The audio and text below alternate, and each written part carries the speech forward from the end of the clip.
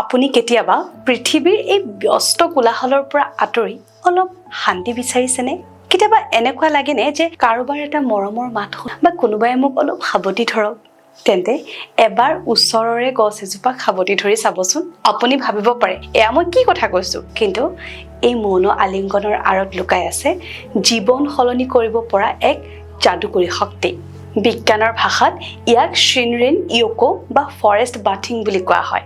যেতিয়া আপুনি গছ এজোপাক সাৱটি ধৰে, আপোনাৰ মগজুত লগে লগে অক্সিটচিন নামৰ সুখৰ হৰমন নিৰ্গত হয়, যিয়ে মুহূৰ্ততে আপোনাৰ সকলো মানসিক চাপ, হতাশা আৰু দুশ্চিন্তা নাইকিয়া কৰি পেলায়।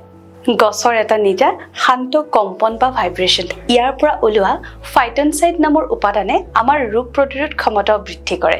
গছে আপোনাক কেতিয়াও বিচাৰ নকৰে, সি মাথো নীৰৱে আপোনাৰ সকলো যন্ত্ৰণা আৰু দুখ শুহি লয়।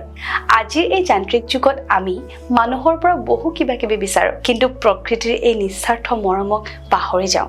আজি এবাৰ চেষ্টা কৰি চাবচোন, চকুহাল মুদি গছ এজোপা সাৱটি ধৰক আৰু অনুভৱ কৰক আপুনি কেতিয়াও অকলশৰীয়া নহয়। আপুনি শেষবাৰ কেতিয়া প্ৰকৃতিৰ ইমান কাষ চাপিছিল? কমেণ্টত জনাওক। আৰু সেইজন বিশেষ বন্ধুক এই ভিডিঅ'টো টেগ কৰক যাৰ প্ৰকৃতি খুবেই প্ৰিয়। ধন্যবাদ।